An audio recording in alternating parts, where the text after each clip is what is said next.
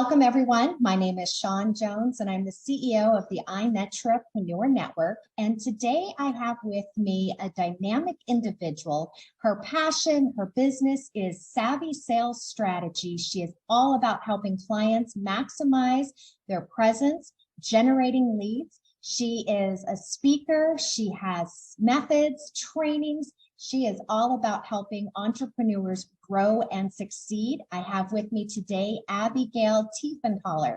Abigail, welcome. Thank you. Welcome. Thank you. Abigail, I am all about getting to know the person behind the business as well as our audience, because our businesses, they stand alone for themselves, but without knowing a little bit about the person, it doesn't sometimes always wrap into why is this your passion. So before we talk about your company, share with us a little bit, who is Abigail? Oh, well, I've been around a while, so that would take a little longer than maybe we both want to connect. But I've been married 32 years to my husband, Jim.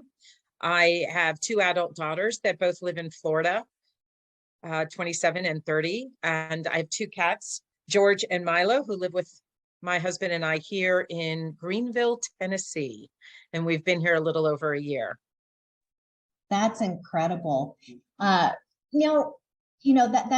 beautiful. I mean, you've been married, you're still married, you have kids, and you have a couple of fur babies. How did you get into your business, Savvy Sales Strategy? So that's kind of an interesting story because I grew up in New York City and my dad was a madman. He was a Madison Avenue ad guy. And my mother actually worked on Madison Avenue until she had me. I'm the oldest of her three children. My dad has I have an older half brother from my dad's first marriage. So I grew up in the industry. My mother started a home-based marketing business when I was 6 or 7 years old and did a lot of work that my father brought her. So a lot of their clients were the same client and overlap. So a lot of dinner conversation revolved around marketing. I went to college for marketing. My MBA is in strategic management with an emphasis in strategic marketing. I've only ever worked in marketing departments, ad agencies, or in marketing departments, ad agencies, or, as an entrepreneur. So I couldn't imagine doing anything else. I live, eat, and breathe it, literally.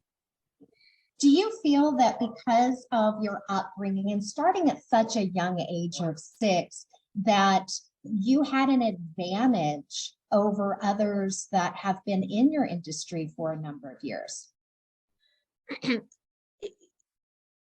I'm going to say yes, from the perspective of what I had access to, not in terms necessarily of finding employment, although my dad did open his Rolodex when I graduated college, but hearing how some of the foundational pieces of a good marketing campaign were created, having witnessed communications with true mavericks in the industry, having been a part of what was really exciting and evolving in the 60s, 70s, excited me to get started as I started in the early 80s. Now, Abigail, there's this debate and people say, the way that you market now versus 10, 20 years ago has really changed. Would you agree to this or would you disagree, and why? Well, like anything else, I think the tactics of the industry have changed, right? We didn't have social media in the 80s.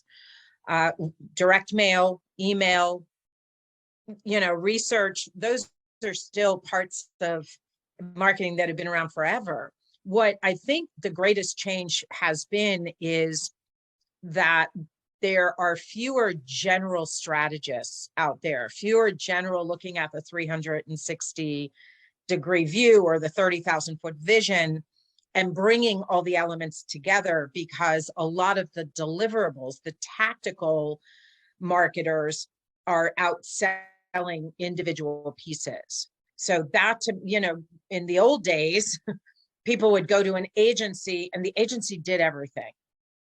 Where now people go and they buy how to show up on video, or they buy how to create a course, or they buy how to brand themselves. And so there's nobody kind of managing, the design of the whole house, if you will. There's no architect helping. Having an architect design how your business is represented, social media, emails, just any type of point of contact from a variety of areas. There has to be consistency. Would you agree in the messaging? Absolutely. And most of the time there isn't. That's one of the, we talk about the client getting, right? We don't talk about it being a sales problem or a marketing problem. We talk about it as one discipline, being client getting. And so when there is a disconnect somewhere in the line, if it gives a prospect pause, they're going to just click next, right? Because you need to have that consistency and that integration throughout your channels. Absolutely. Consistency is key when you're trying to reach your target audience. I can't say for you, but I know working with a variety of businesses, sometimes they tend to write for their own preference versus how it's going to actually translate and attract to the clients. Do you find that businesses sometimes struggle with that themselves? Yes, I think it's one of the foundational reasons why marketing messaging can be very ineffective is, number one, they speak in their own language. And so words that just become a part of our natural jargon can be very confusing to a layperson, if you will. And then number two, they believe they know the problem. So they've already fast forwarded to the sales. They're not doing enough setup in their messaging to get people.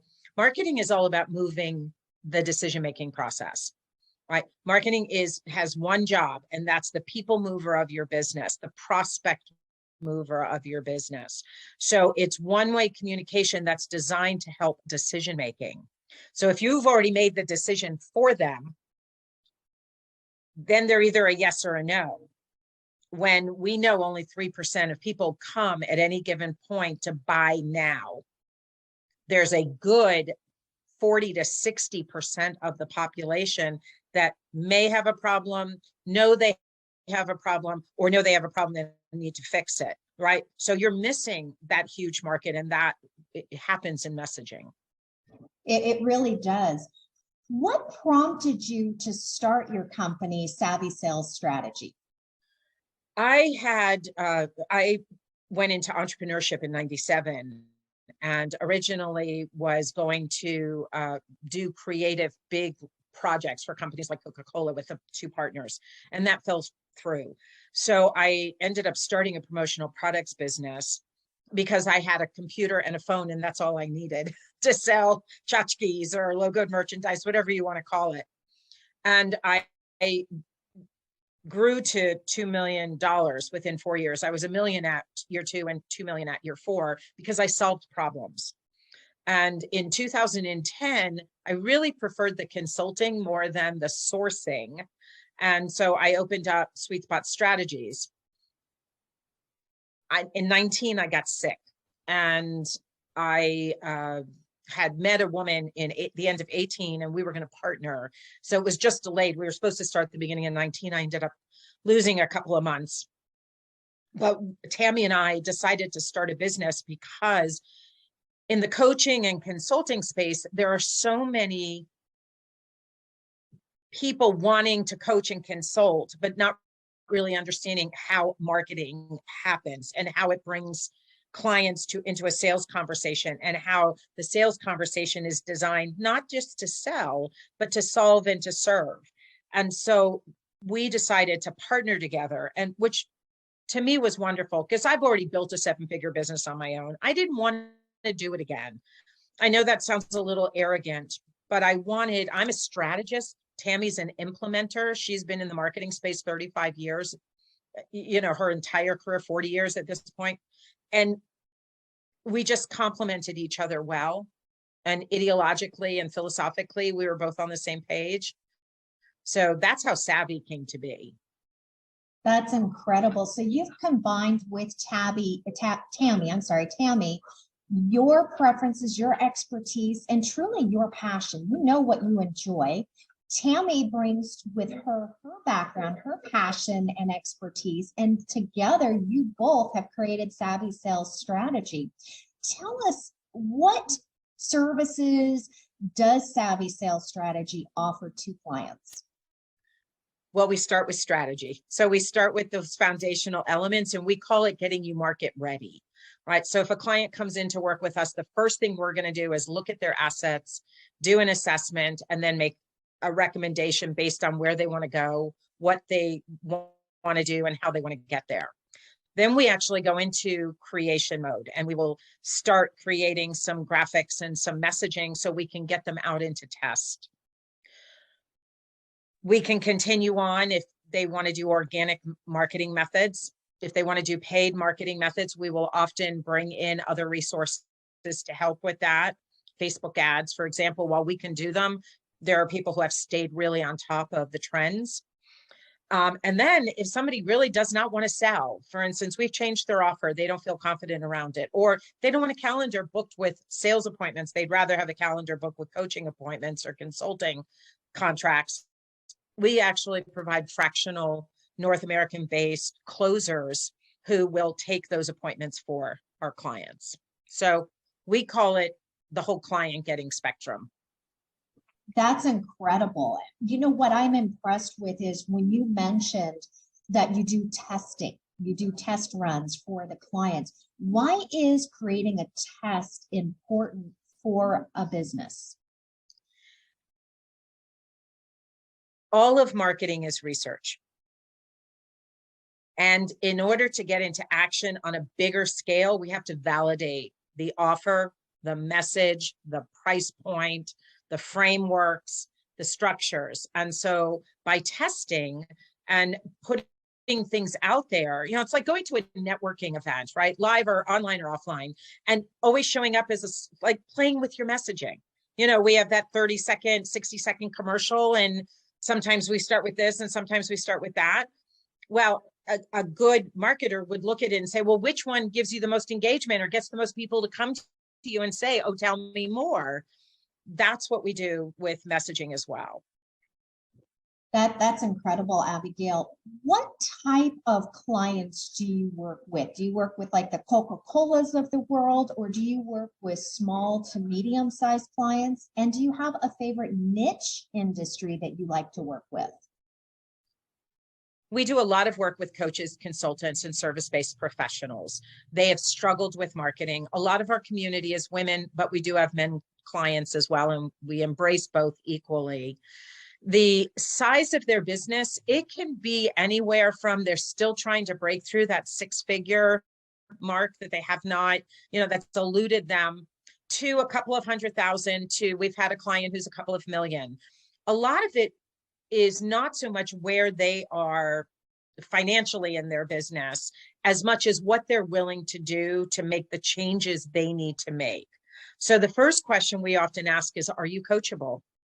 You know, are you willing to listen to our ideas? Because we can talk till we're blue in the face. If they're not willing to implement them, it's not going to work. And are you going to be honest with us? That's the other thing is that we can, I don't want to sit there and spend, you know, a couple of hours with you working on a strategy and have you just kind of looking at, you know, I'll call my clients every now and then and I'll say, like, I'm not playing poker with you because I can't tell what you're thinking. You know, I want somebody to say, I'm willing to try it, right? I know it's scary. It is super scary, but if you don't get into action, we never know what's going to work and what isn't. Abigail, what is the biggest piece of advice that you can give someone that relates to their marketing right here today? Pick one thing and do it well. I love it.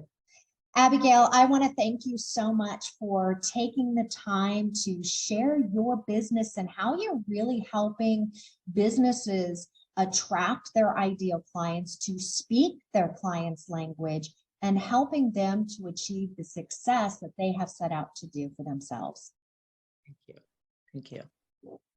For those of you who have just watched, I interviewed Abigail Tiefenthaler. She is the co-owner of Savvy Sales Strategy. She has also been a speaker recently at the Art of Connection Global Summit, where she shared her expertise helping businesses understand how they can strengthen their marketing, causing incredible results on lead generation. For more information on the Art of Connection Summit, which the next event will be on February 23rd of 2023, visit artofconnectionsummit.com.